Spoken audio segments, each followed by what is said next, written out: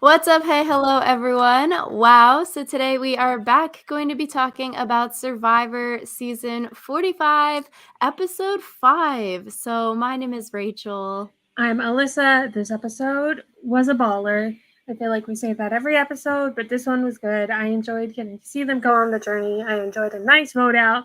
It was a good episode. A regular episode of Survivor here. And then going into next week, which is apparently the merge, the fake merge happening, which is wild. Like, the season is going by so quickly. Yeah, I feel like when I think about the merge, it feels like it should be like a month from now. So, Yeah, I'm like, we just started 4 weeks ago with the season. But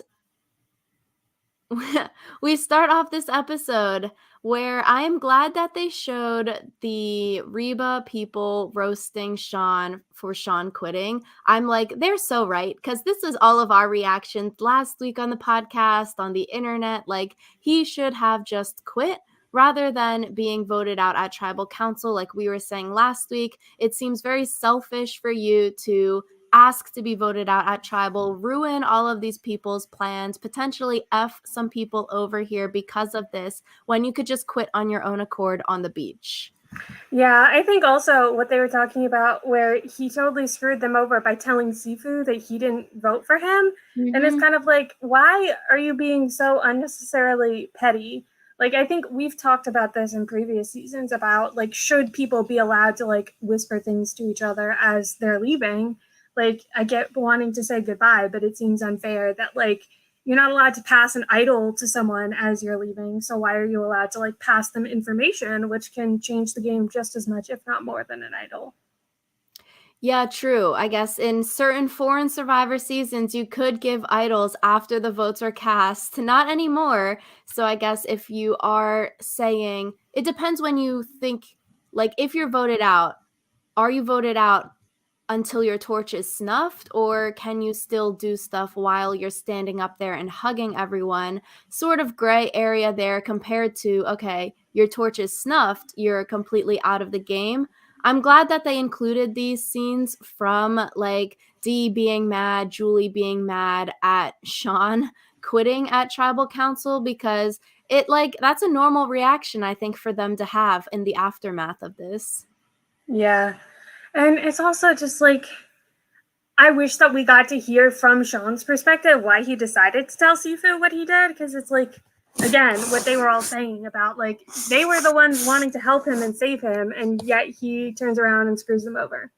So So we see Sifu mad that his name came up. Dee is lying about who she voted for. Basically, they're saying, yeah, we think Sean is the one who maybe wrote down your name. And then Sifu's like, no, Sean said he didn't write down my name. I guess for this segment, all of these people, I'm like a little confused why Dee and Julie would think that Sifu has an idol. But I was also thinking, okay, last season they saw there were real idols and fake idols in the birdcage. Maybe they're thinking, even though they know Austin has some kind of advantage or idol, maybe they're thinking Austin has a fake idol and Sifu could have the real idol, something like that. That's why we're seeing so much conversation about, oh, Sifu has an idol, we need to split the votes, or we can't vote for him, or we need to blindside him so he doesn't play the idol, when they know Austin has an advantage as well. But they're trying to cover their bases, I think. That's why, like, there could be real idols, fake idols. It makes sense. Maybe they're trying to be more cautious with Sifu here. yeah, it makes sense that they want to be more cautious, but also there's a point where caution just gets ridiculous. So So we also see Jake passing out again. He has an emotional segment here. He doesn't want to get pulled from the game, which I was like, yeah, Jake, let's see this, because Jake seems very passionate about the game. He doesn't want to come off as like, hey, I'm sick or I'm weak. Getting emotional about passing out, like, oh, why can't I walk 2 steps? Unlike some other people this season who don't necessarily care if they're in the game or not. I thought this was a nice segment. Like, he really wants to be there and doesn't want to get pulled. yeah, and I think thinking about these like moments where we see Jake passing out, I'm like, was this just a segue into his tragic backstory, or are we genuinely like seeing him being set up for like a medevac later in the season.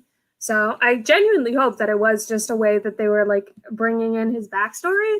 But whew, I will be disappointed if Jake gets medevac because, like you said, he's one of the people who really wants to be here. And I also thought it was sweet that his tribe mates were like, it's okay. You just got up too fast. Like, this doesn't mean anything bad is going to happen. So I think it was good that he had people on his side who were comforting him. Which is like what we said after the first time he passed out on the show. Like, medical is probably examining him after these episodes happen, hopefully. And I guess unless it becomes too serious, then they might pull him. But if they haven't pulled him yet after 2 times, maybe it won't happen. I guess it was cool to learn about his backstory and his weight loss journey and his experience with the eating disorder, because he talked about it in preseason stuff, similar to like Brando talking about having a similar kind of weight loss journey in his preseason stuff. So it was cool to hear it from him in the episode. And I thought maybe he was going to get voted out or get medevac to this episode after hearing like so much Jake content. Yeah, but I'm glad that didn't happen. But the door is still open. I feel like, and that's kind of the scary part about this is the fact that the door will always kind of be open for like, what if he passes out again? So. Exactly. So we also see Caleb having a great social game. Another good episode, it seems like, for Caleb. He's getting information. He is starting to see this crack between the Bello members, specifically Katura and Bruce on his tribe. Caleb is trying to help Katura out when she gets caught finding the idol. And so he's definitely fostering these one-on-one relationships, which is really, really good. I feel like for me too, similarly, like I would want to create these one-on-one relationships where you're good with people one-on-one, but you're also good with them in like maybe an alliance or group setting, because then people are more likely to have your back compared to like, oh, we're a twosome and you're a twosome, but I actually never really talked to one of the other pairs in the twosome, but it's just like telephone information. So I feel like Caleb's doing a really good job here covering all of his bases and fostering these individual relationships. Yeah, and I thought it was really interesting that he said that Kelly was the like most important person on the tribe to be friends with, just because I feel like we haven't really seen a lot of Kelly this season. So for him to roll up and be like, "Hey, Kelly's the one I need to be with," I'm kind of like, this feels out of left field. But maybe we're going to start getting more Kelly content. It was kind of weird because even though people were all identifying her as like, she's the one we want to work with, she's the one that we need, we didn't really hear that much from her. So, yeah. Interesting. I guess I would assume like from the pre-swap we saw like Brando and Kelly being like the swing votes, so that giving them power. Here it seems like Kelly has more power because she's sort of the swing vote as well. Like Kelly could go with Katura and go back with the women's alliance they had once they link back up with Kendra, kind of thing. Or Kelly could go with Jake and Bruce. And like we saw last episode, Bruce telling Kelly, hey, you're my number one. Whether that's real or a lie or not, it does seem like Kelly has these social connections, which might just be difficult to show on like a television screen. A lot of times we see good social players have bad edits because that's hard to demonstrate via the television. So it does seem like the editors, whether it is true or not, they want us to see Kelly like she's the linchpin of like this tribe or the alliance. She might be the person making the moves in the future coming up. We also see Caleb tell Kelly that Sabaya had the idol from their original tribe, which I think this is good to build trust because for Caleb, this kind of information doesn't really matter. He's not saying that he has an idol or an advantage or anything that might put a target on his back, but he's saying, yeah, this person that got voted out has it. I'm less threatening. Kelly might not believe that this is the truth, or other people might not believe it, but I think this is a good thing to share because it can be fact checked, because Emily was also telling people on her new tribe swap tribe the same thing, that Sabai got voted out with the idol. So unless they're thinking, yeah, Caleb and Emily are lying together and they planned this story, they're most likely going to believe that they're both telling the truth, which could give them some good social brownie points here. Yeah. I think the one thing about Kelly also is that it's hard to see who actually has connections until tribes go to tribal Mhm. council, because it's kind of like, you can tell me everything in the world about how Kelly is everyone's number one, but maybe she's the one who gets voted out because she's everyone's number one. So Yeah, which sort of it's like I would want to see this tribe go to tribal, but alas, I guess we won't see that since the fake merge is happening next week. We also see Caleb maybe getting a little bit annoyed with Bruce too, or he's at least seeing that people can get peeved off by Bruce. Bruce maybe bossing Caleb around to do a lot of tasks around camp, but Caleb, compared to Katura, is very good at faking it with Bruce, and he had that confessional like, yeah, I'm going to be his friend so he won't see any kind of blind sides or anything like that coming. I also think that's really good for Caleb. He's noticing these cracks, but he's not necessarily picking a side in the Caleb or in the Katura versus Bruce feud right now, but he's just good with everyone, which is good because they don't go to tribal, so you don't really need to pick a side right now. Play the field. yeah, I think also we saw other people kind of getting not mad at Katura, but realizing that Katura is like kind of shady. Mm-hmm. So I like that we're kind of getting a more fleshed out view of the Katura Bruce feud, just because we get to see someone who's annoyed with Bruce. We get to see people not trusting Katura as much. So yeah. Maybe it'll come to a head next week in the fake merge, sort of like a Gabler Ellie kind of feud coming up. In this case, who do you think is Gabler and who do you think is Ellie? I feel like Gabler would be Bruce, right? And Katuro would be Ellie. I think so too. So Oh, so Bruce winner at it right now. yeah, Bruce winner. So we also see Jay Maya before anything even happens, and they don't even lose the immunity challenge. She's planning to throw herself under the bus, which I'm like, yo, this is sort of odd because why would you be making these plans? Sure, it makes sense. You want to plan ahead, but you haven't even lost the challenge yet, and you're ready to take one for the team and throw yourself under the bus and be the decoy vote, which I'm like, that's sort of really bad gameplay here. They're going to convince Sifu that Jay Maya is on the outs and that Jay Maya was the one that voted for him, so he won't use the idol, and then all of the women are going to vote Sifu out if they go to tribal council. Like, why would you volunteer to be the decoy vote? The thing is, I think Jay Maya is also thinking about, like, she is on the bottom of the women's alliance. So maybe she's not volunteering to be the decoy vote so much as she's trying to figure out if there's a way that she can swing to work with Sifu. At least that's kind of the vibe that I got from it, where she was like, you know, if I can convince Sifu that I'm on the bottom, then maybe he votes for someone else. And then if he uses an idol, I don't go home. So it's kind of like 3 steps ahead thinking that, again, doesn't really make sense considering that no one's lost yet. But That's what I was thinking too. Like, if Jay Maya thinks Sifu has the idol because she doesn't have as much information as Dee and Julie about Austin's idol, if Jay Maya, because her and Sifu apparently have some kind of feud, they don't necessarily like each other from what we've seen and heard.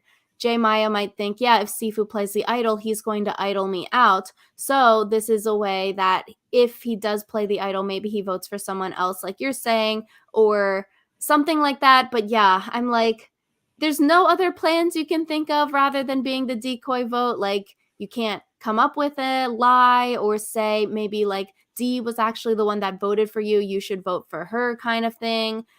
I don't know. I just think volunteering to be the decoy vote is such a risky thing, especially because then right off that we see Dee and Julie talking and they're like, huh, if she's volunteering, maybe it's just easier that we vote Jay Maya out and we flush Sifu's idol because we would want Sifu for challenges.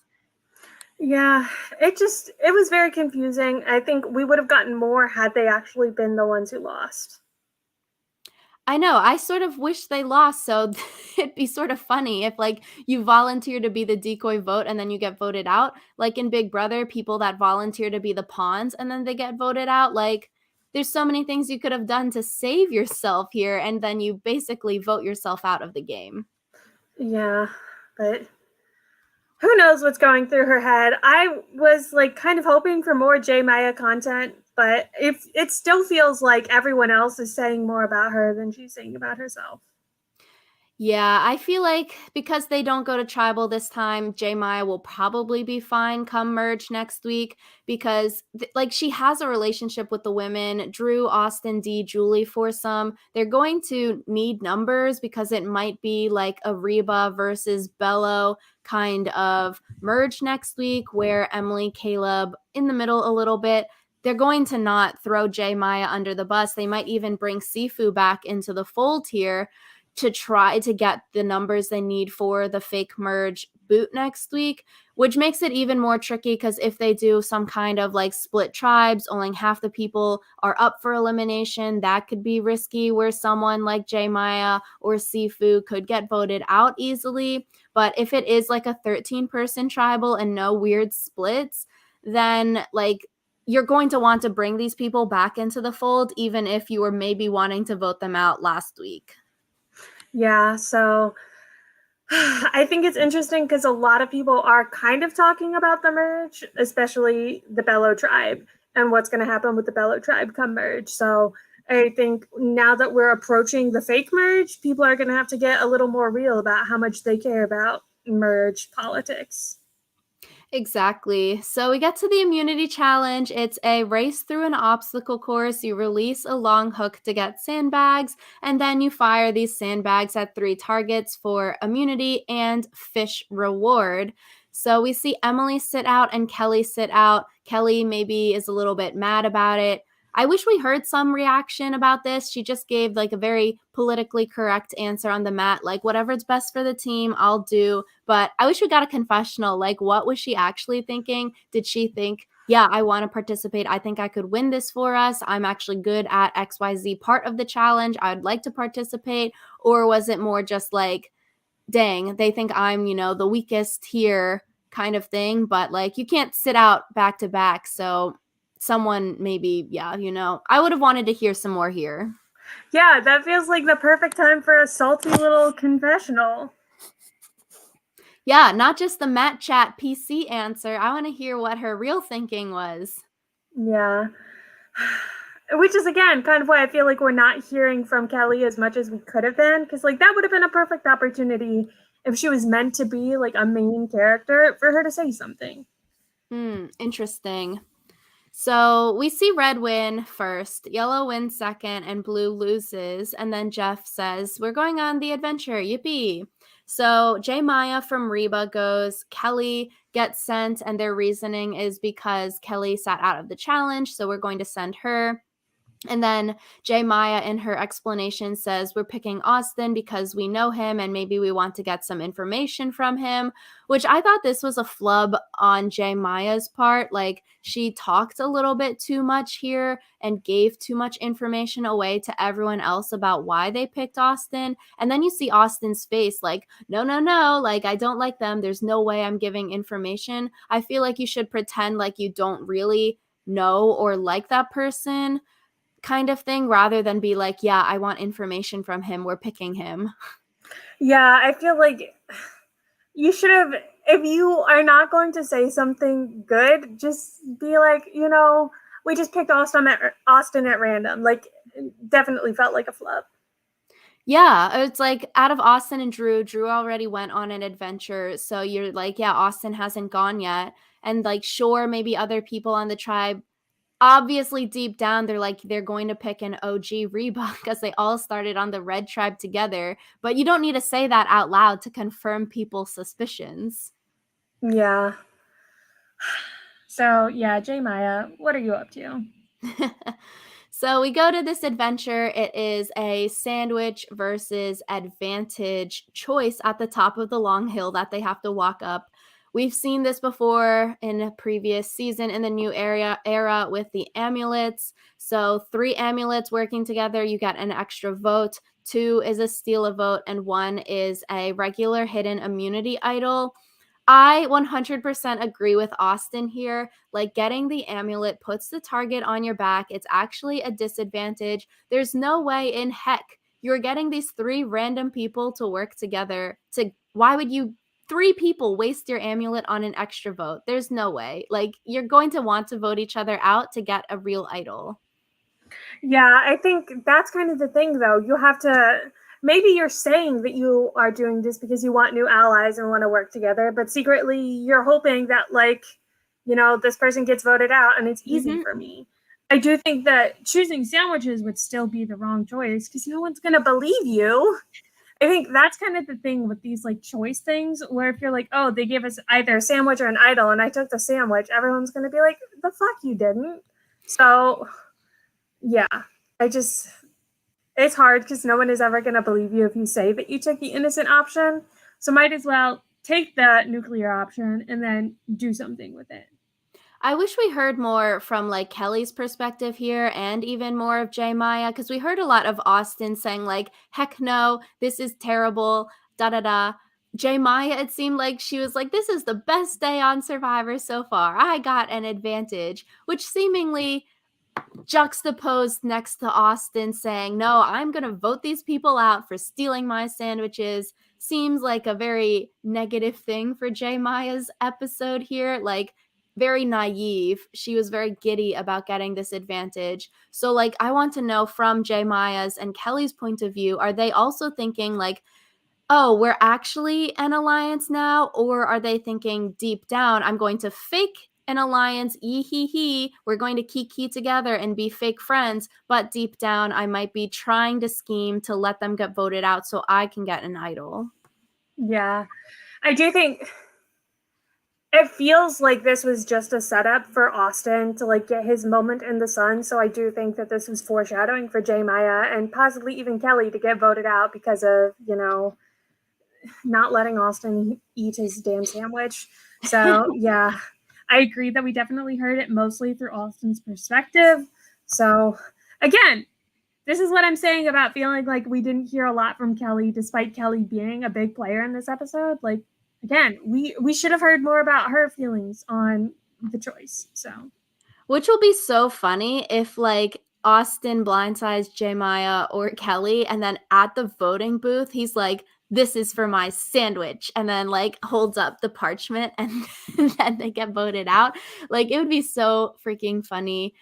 I think Austin played this well. He said, yeah, I want the sandwich. Notice the women were maybe more on the fence, maybe more leaning towards the advantage amulet. Then he switched it up because he noticed that. And then he was faking it like, oh, yeah, I love you guys, buddy, alliance members. But then to confessional behind the camera saying, nah, this is a symbol of war. Very true. Going to get revenge against them for the sandwich. So I can't wait. This is funny. I also kind of hope that Austin gets voted out, though, and he's like, at least I get a sandwich now.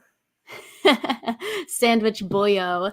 So Austin goes back to camp, and we hear him telling Drew and Emily the real story after he told everyone about the fake story. Similar thing here, would want to know from Kelly and J. Maya's perspective when they're resharing. Did they tell anyone the real story, or did they lie and say, yeah, we ate sandwiches? Or did they tell people about the amulets? Because then also, like, it would be a disadvantage because it's basically like another public idol. 3 people here, Austin, Drew, Emily, know who has these amulets, who they should vote out to get an idol. They would know Austin has an idol if the other 2 are voted out. So everyone basically could know about this advantage if people are sharing on the other tribes as well, which I would want to hear or know about. I think this is a good move from Austin to tell Drew and Emily the real story. Drew also agrees and is like, this means we need to vote them out, right? And then they're like, yeah. Emily says here that she feels like she has a connection, especially to Austin, out of the Austin-Drew duo. Yeah.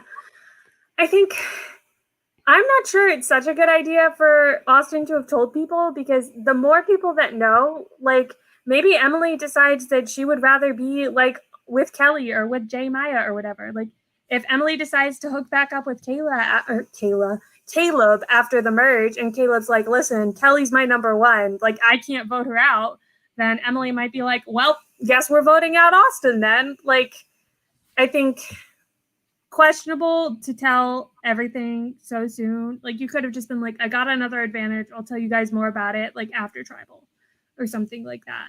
So, yeah. True. I could see it coming to bite them in the butt later on, but like Austin coming in at the 11th hour here, Drew telling him, yeah, Emily might be flipping, like stuff went down. We need to get her back on side with us. It could be sort of like we don't have much time, Hail Mary. We need to get her back in on our team. Otherwise, we have to play our plethora of advantages, and we don't really want to play the safety without power, my first other idol. So I guess it does make sense. Like, there's not much time. How can we get her on board? But I agree with you. Like, if Emily wanted to, she could F this up for them and switch and say, like, yeah, I want to work with Kelly. Let's vote Austin out so Kelly can get an idol and maybe she'll feel indebted to me. Like we're saying with Dee and Julie knowing about all of Austin's and Drew's advantages, it's the people that have the information that could be more powerful because then they know, okay, what are the game pieces that we're working with, who has what, and we can strategize and navigate around knowing who has what without the threat of being targeted because you actually have an idol. But on the other hand, in the new era, we've seen consistently like people with idols aren't necessarily targeted because people are afraid of being idled out. Yeah. I really hope that style of gameplay like kind of falls to the wayside because then it's like people get more than just one free vote when they have an idol because they can like slide through like 5 or 6 just because the threat of like, well, they might play their idol, like, come on, show me some balls to the walls. Especially, we've talked about this so freaking much. Like, final 6-3, it's like only really 1 or 2 votes, especially if you have advantages with fire making and everything else. Like, you can basically ensure yourself safety for a lot of votes by having some advantages. Yeah. So I do think it's good that Austin burned one of his advantages this episode because if he did not, I would be annoyed because that Austin and Drew are still so stacked with advantages. It's not cool. So we see a potential nerd alliance, Brando and Drew as the nerd alliance, but like Brando basically asks Drew when Emily's there, and Drew is like, nah, don't really, like, we haven't lost yet. Why are you bringing this up? Brando after the immunity, Brando trying to give Drew the shot in the dark to keep him and vote Kendra out. Like, maybe he's overplaying here a little bit, and that leads to him getting voted out at the end of this episode. Because I see, for me, like, if it's a 2-2 split and the one in the middle, you don't want to be the person in your twosome pair flipping on your other twosome pair, because then the person in the middle isn't going to want to work with you because they're going to see you as sketchy. Why are you already flipping? Compared to a solid twosome where Drew and Austin aren't even floating the other person's name out, compared to Brando floating Kendra's name out there. Yeah, I think it's interesting because it seemed like Drew and Brando were good friends. Like they would become friends outside of the game, but they were never really interested in like getting to know each other as players. I do think it's kind of sad because Drew and Brando would have been an interesting alliance, but ultimately I think Drew made the right choice by not deciding to like even entertain the notion of being with Brando. Yeah, because it shows with Emily sitting there, Drew saying no. Yeah, like sort of like a show of faith. Oh, even though we're in public, or maybe I didn't know you were listening in, I'm going to stay truthful to my relationship and alliance with Austin, even though other people are trying to get me on side. It really reminds me of like the game theory brinkmanship concept. Like, you don't want to be the side that folds earlier because then you're seen as weaker. So I feel like Brando throwing Kendra under the bus is sort of bad because then for Emily, why would you pick the side that is turning on each other and seemingly maybe less strong, less connected compared to the twosome that are ride or die bros? I don't think that Brando was legitimately turning on Kendra though, so then that Yeah. might actually be like a good thing for Emily. Like, you know, these two are strategically sound. They're willing to like play a little bit of a riskier game in order to like get what they need. maybe Emily digs the riskier side of things, you know? So I think it all depends on personal perspective. And I think with Emily, who's very like logical, calculating, it definitely is not the right move to throw your ally under the bus, even if it's not legitimate. But yeah. I agree. I think Brando is fake throwing Kendra under the bus at certain points, which also it's like, why would you want your ally to fake throw you under the bus? Because a fake plan could easily become a real plan, like we're talking with Jay Maya's fake plan. So I think that could be a little bit bad for Brando here. I also just think, like with Kendra's personality, we see her trying to eat this worm this episode, gagging on the worm. And I'm like, this is probably a reason why they keep her over Brando, because Kendra just seems less threatening, even if she is strategizing and thinking out there. This like outward persona of like eating worms, making all of these facials, doing like the voices and stuff like that. She seems less threatening, and she seems like she wears her emotions more on her sleeve compared to Brando, who is saying, yeah, I'm the Nerd Alliance. He's thinking more, you'd think, just based off of like perceptions. Yeah, yeah. It's always interesting to see how perceptions can like shape a game like this, because you know perception is not reality, but maybe it is. But both sides want to win Emily over. She's the star of the show. Emily is very torn about who she wants to go with. It does seem like she wanted to go with Kendra and Brando until the Brando and Drew lie stuff came up. Brando in his exit interviews was saying, yeah, like Kendra and Emily bonded episode 1 in the advantage that we didn't see, where Kendra got sent to Lulu and got to cast a vote at that tribal council. So Emily was close with Kendra, it seems, and maybe was going to go to that side. Yeah, I'm not sure. I felt like Emily was always going to go with Drew and Austin just because of the threat of the original Bello all being together. So I think if you go into the merge with original Bello, you're 7 out of 7 on that alliance. So which is interesting because we kept on hearing this episode. Yeah, OG Bello, OG Blue has the numbers. A little bit confused here because if Emily is thinking, yeah, Caleb is with 4 original Bello right now, maybe if I link back up with Caleb, we would have majority, but I guess we would be at the bottom of that majority, but they would have all of the numbers. So maybe you keep Kendra and Brando here. So Bello, you link back up, you have a lot of numbers coming into this fake merge. Or like Emily here, she betrays a Bello. So it will be interesting next week. Like, will she link back up with Caleb and his new friends on the new tribe? Or is she going to maybe get brought into the foursome with Austin, Drew, Dee, and Julie? And then Caleb maybe is more in the middle. I would love to see Caleb in the middle. I feel like he would play really well as a middleman. So I think it'd be interesting because right now, like Caleb and Emily are sort of in 2 different alliances. Like Caleb could go with OG Bello, and now because Emily chose Austin and Drew's side here, she could easily get in with OG Reba, which is also interesting because Bello and Reba have some infighting with the Katura versus Bruce and like the everyone versus Sifu on OG Red.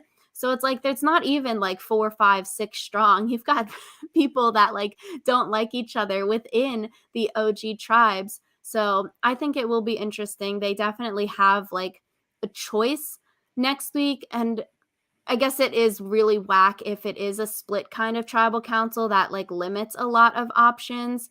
Um, but I think Emily made the right choice here. But like us as a viewer, we know Austin and Drew have all of these advantages. So it makes more sense because they're more powerful going in and they could help save you potentially if they like you enough. Where Bello, it seems like, has more cracks with the Katura versus Bruce. I think for Reba, they could easily bring Jay Maya back in. Maybe they could bring Sifu back in if they keep throwing Sean under the bus.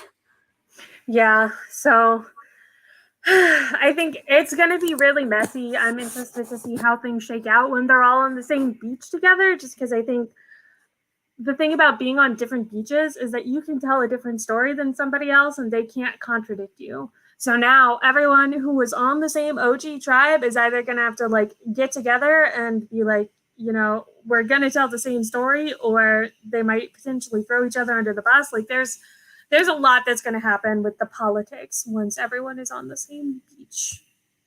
So we get to tribal council. Austin uses his sacrificed vote to extend the life of the idol, which I think that makes the idol good until merge. So does that mean like next week? Or if next week's the fake merge, is it good until the real merge? Like we need some clarification on that. So then if he loses his vote again next time, then he gets a real idol out of it.